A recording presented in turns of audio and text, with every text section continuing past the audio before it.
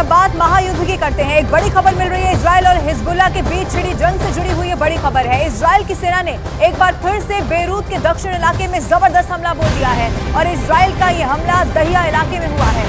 जानकारी के मुताबिक हिजबुल्लाह का मुख्यालय दक्षिण बेरूत के दहिया में ही है और इसी इलाके में हिजबुल्लाह प्रमुख हसन नसरल्लाह समेत कई शीर्ष नेता इजराइल के हमले में पहले भी मारे जा चुके हैं और इसी इलाके को बार बार टारगेट किया जा रहा है। एक बार फिर से बेरूत के दहिया में ही इजराइल ने एक बड़ी एयर स्ट्राइक कर दी है। हसन नसरल्लाह समेत शीर्ष नेताओं की यहीं पर जब हमला किया गया था तो मौत हो गई थी। अब दक्षिण बेरूत के दहिया इलाके में भीषण बमबारी की एक बार फिर से खबर मिल रही है। वो तस्वीरें जो सामने आई है वो भी आपके टीवी स्क्रीन पर, खास तौर पर इजराइल चुन चुनकर हिजबुल्लाह के ठिकानों को इस वक्त निशाना बना रहा है और उसी से जुड़ी हुई एक बड़ी तस्वीर आपके सामने इस वक्त हम आपको दिखा रहे हैं।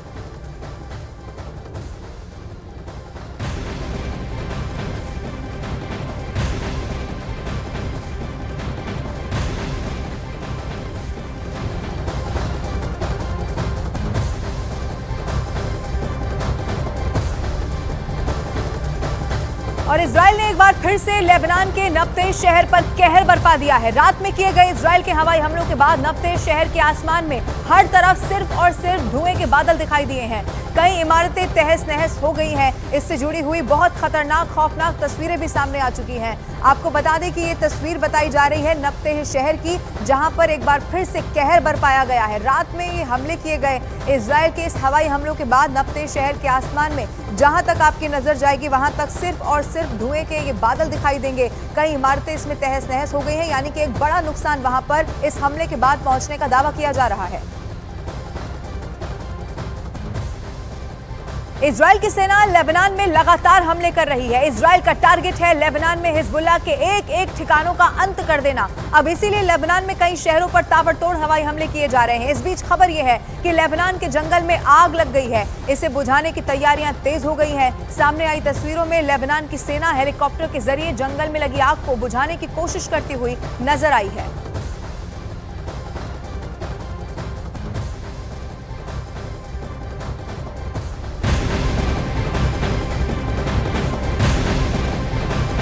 और उधर ईरान पर इजराइल के हमले से जुड़ी हुई एक बहुत बड़ी खबर मिल रही है। इजरायली मीडिया की रिपोर्ट की अगर माने तो उसकी सेना ने ईरान में परमाणु ऊर्जा साइट की सुरक्षा कर रहे S-300 एयर डिफेंस सिस्टम को अपने फाइटर जेट के हमलों से तबाह कर दिया था और यही वजह है कि ईरान ने अपने यहाँ इजराइल के हमलों को पूरी तरह से रोक पाने में वो नाकाम रहा है। इस हमले से जुड़ी हुई एक बहुत बड़ी खबर सामने आ गई है। ईरान पर इजराइल ने बड़ा हमला किया, उसी से जुड़ी हुई अहम जानकारी है। बाकायदा इजरायली मीडिया की रिपोर्ट में दावा किया गया है कि उसकी सेना ने ईरान में परमाणु ऊर्जा साइट की सुरक्षा कर रहे S-300 एयर डिफेंस सिस्टम को अपने फाइटर जेट के हमलों से तबाह कर दिया था और यही इसकी वजह रही कि ईरान ने अपने यहाँ जो इजराइल के हमले हुए उसे पूरी तरह वो रोक पाने में नाकाम रहा।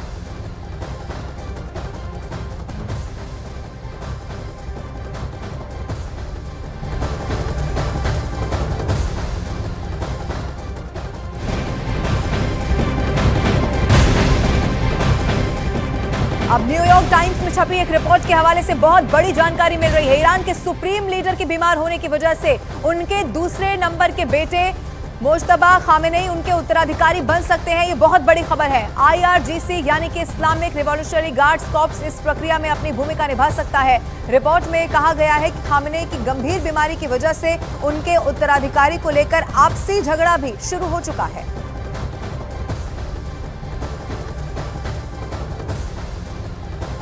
अब जिस वक्त इजराइल के 100 से ज्यादा लड़ाकू विमान ईरान पर हवाई हमले कर रहे थे, ठीक उसी वक्त इजराइल के 25 से ज्यादा जेट दक्षिणी लेबनान में अंधाधुंध हवाई हमले करने में जुटे हुए थे। अब ईरान पर हमले के बाद इजराइल को हराने की एक नई तैयारी का भी पता चल चुका है।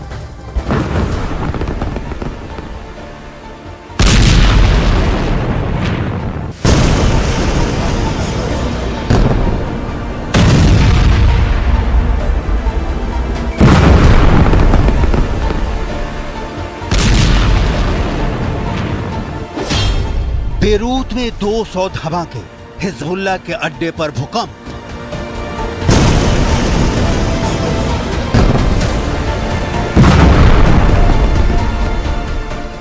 जिस वक्त पूरी दुनिया ईरान पर इजराइल के जबरदस्त हवाई हमले को देख रही थी, ठीक उसी वक्त दक्षिणी लेबनान में इजरायली सेना चुन चुनकर हिजबुल्लाह के ठिकानों पर हमले कर रही थी।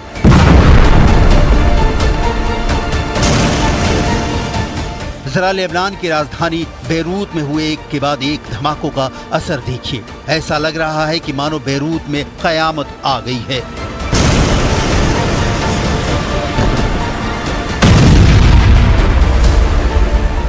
जानकारी के मुताबिक इजरायली वायुसेना के fighter jet F-35, F-16, F-16 ने हिजबुल्लाह के उन टारगेट्स पर जमकर हमले किए हैं जहां से पिछले दिनों से हिजबुल्लाह के लड़ाके जबरदस्त हमले कर रहे थे।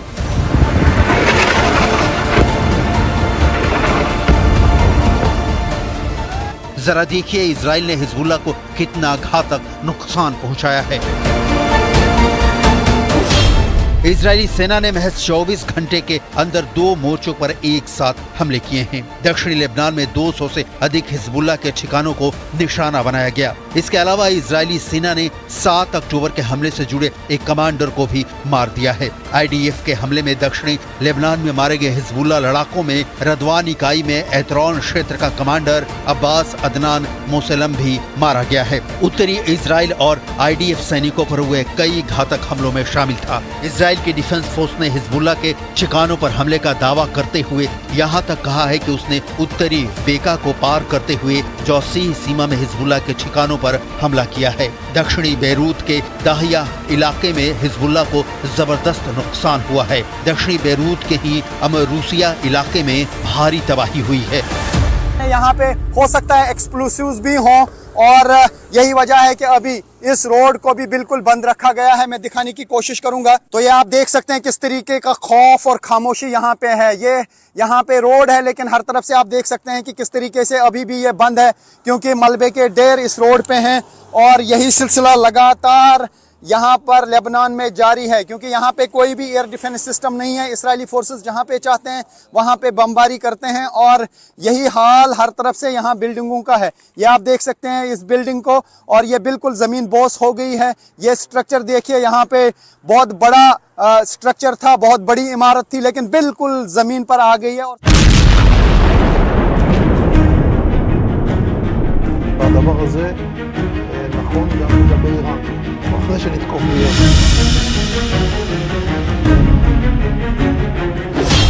हार नहीं मानेगा हिजबुल्लाह, अब हर दिन 2000 रॉकेट से हमला।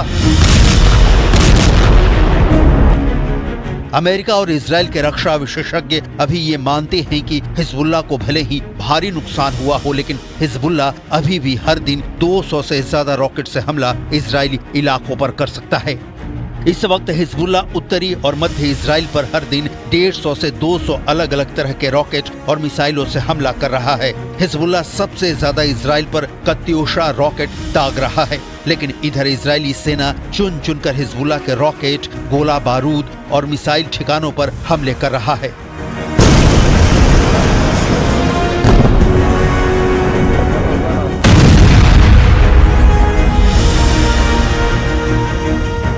जरा बेरूत में इजरायली सेना के इस हमले को देखिए। जबरदस्त धमाके के बाद बारूद और धूल का गुबार 200 फीट तक पहुंच गया।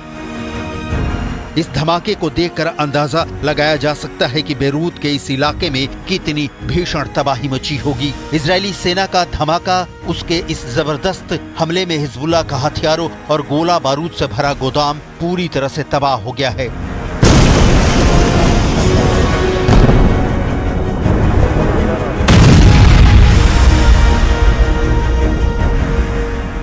इस 1 मिनट के वीडियो में दावा किया गया है कि धमाका इतना जबरदस्त था जिसकी वजह से कुछ सेकंड के लिए भूकंप जैसे झटके महसूस किए गए।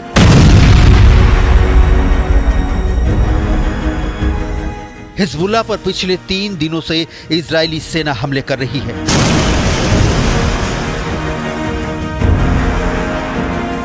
यह हिजबुल्लाह की सुरंग है जो जमीन से लगभग 60 फीट नीचे बनी हुई है। दावा किया गया है कि इजरायली सेना ने दक्षिणी लेबनान में हिजबुल्लाह की स्पेशल रादवान फोर्स की सुरंग को तबाह किया है। यहां पर हिजबुल्लाह के हथियार भरे पड़े थे।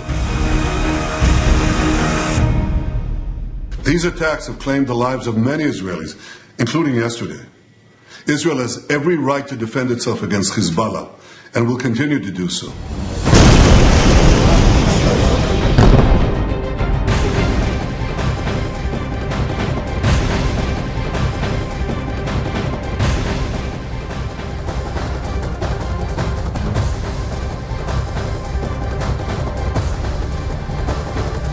बीच ईरान के सुप्रीम लीडर अली खामेनेई ने अपना सोशल मीडिया प्लेटफॉर्म एक्स पर एक अकाउंट खोल दिया है। उन्होंने इजराइल के हमले के बाद ये बड़ा कदम उठाया है। आपको बताते चले सोशल मीडिया एक्स पर हिब्रू में खामेनेई ने पहली पोस्ट भी की है, जिसमें उन्होंने लिखा है कि अल्लाह के नाम पर जो दयालु और कृपालु है। वो पोस्ट भी इस वक्त आपके टीवी स्क्रीन पर हम आपको दिखा रहे हैं। सोशल मीडिया एक्स पर हिब्रू में ये पहला पोस्ट लिखा है अली खामेनेई ने। उन्होंने इस हिब्रू में जो पोस्ट लिखा है उसका मतलब है अल्लाह के नाम पर जो दयालु और कृपालु है।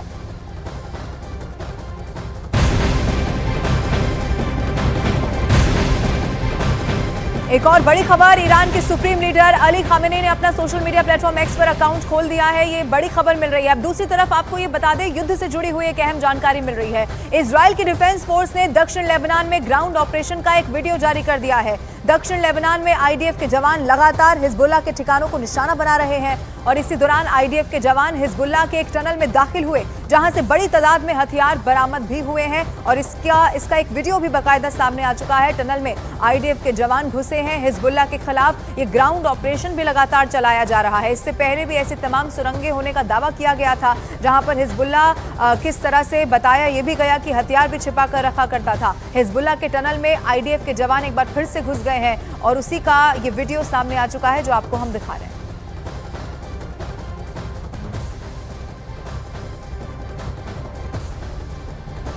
और अब बात रूस यूक्रेन युद्ध की भी करते हैं, जिसमें अब किम जोंग उन की एंट्री हो चुकी है। किम के सैनिकों का रूस से पहली बार वो वीडियो सामने आया है जिसने एक बार फिर से वर्ल्ड वॉर 3 की हवा को गर्म कर दिया है। इस वीडियो के सामने आने के बाद अब साउथ कोरिया भी खुलकर यूक्रेन के साथ खड़ा हो गया है और ऐलान इस बात का कर दिया है कि वो इस जंग में यूक्रेन का ही साथ देगा।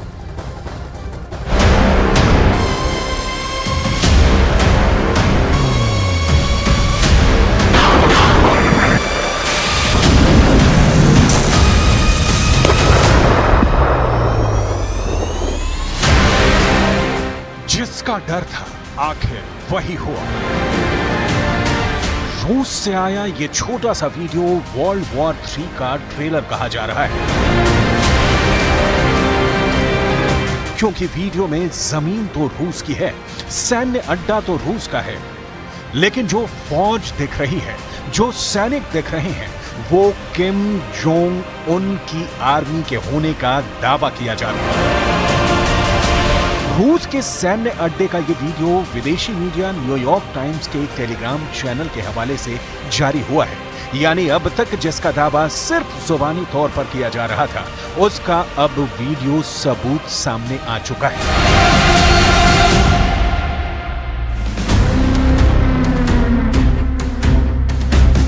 इस वीडियो में सैनिक पूरी तरह से फौजी लिबास में हैं।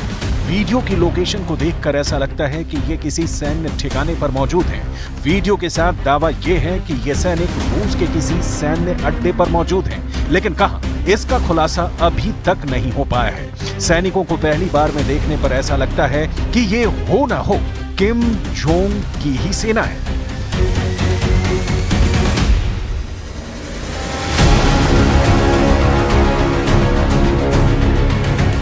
अभी हाल ही में विदेशी मीडिया में यह दावा किया गया था कि डॉनबास के एक यूक्रेनी गांव में रूस के साथ साथ उत्तर कोरिया का झंडा लहराते देखा गया। इस रिपोर्ट पर कड़ी प्रतिक्रिया देते हुए दक्षिण कोरिया ने लंबे समय से चल रहे रूस यूक्रेन युद्ध में यूक्रेन की मदद करने का ऐलान कर दिया।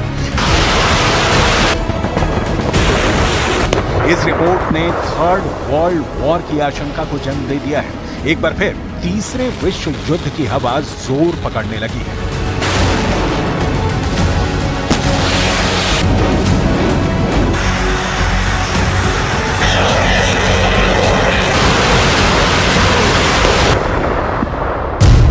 साउथ कोरियाई इंटेलिजेंस का खुलासा।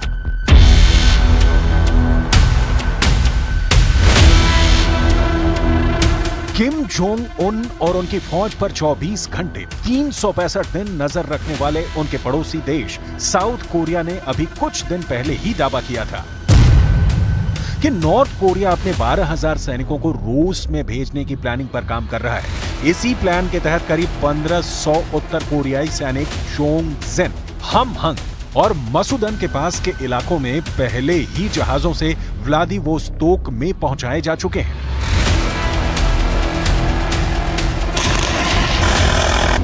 यूक्रेन को भी किम जोंग की सेना के रूस और यूक्रेन में एंट्री की खबर मिल चुकी है। इसीलिए यूक्रेनी सेना के साथ ही सरकार भी पूरी तरह से मुस्तैद है। यूक्रेनी गवर्नमेंट ने आई वांट टू लिव नाम से एक प्रोजेक्ट शुरू किया है।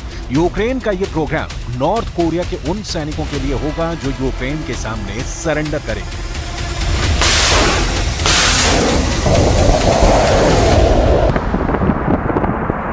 Ми також знаємо, що деякі частини там просто кидали в ліс, якби на навчання, і їх залишали, і вони там не знали, що їм робити, потім розбрідалися, типу як дезертували, потім їх знову зібрали і типу готують як в шторм отряди. Відповідно, розуміючи це, проєкт «Хочу жити» спрацював, скажімо так, заздалегідь і зробив звернення до військових Північної Кореї, щоб вони здавалися в полон. Таким чином вони зможуть собі вберегти життя. अमेरिका भी यूक्रेन से आ रही हर खबर पर चौकन्ना है। व्हाइट हाउस के प्रवक्ता जॉन किर्बी ने दावा किया कि किम के सैनिकों से भी यूक्रेनी सेना उसी तरह से लड़ेगी जैसे वो अब तक रूसी सेना के खिलाफ लड़ती आ रही है। यानी अब ये जंग अपना दायरा और भी बढ़ाने वाली है।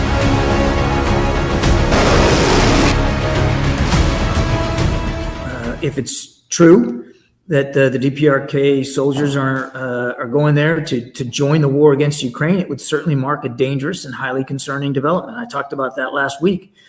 And as I said, we're consulting allies and partners. हालांकि अब तक रूस ने वॉर में दक्षिण कोरिया की मौजूदगी को लगातार नकारा है और इससे जुड़ी रिपोर्ट्स को खारिज करता रहा है। लेकिन एक पुरानी कहावत है कि धुआं वहीं से उठता है जहां आग लगी होती है।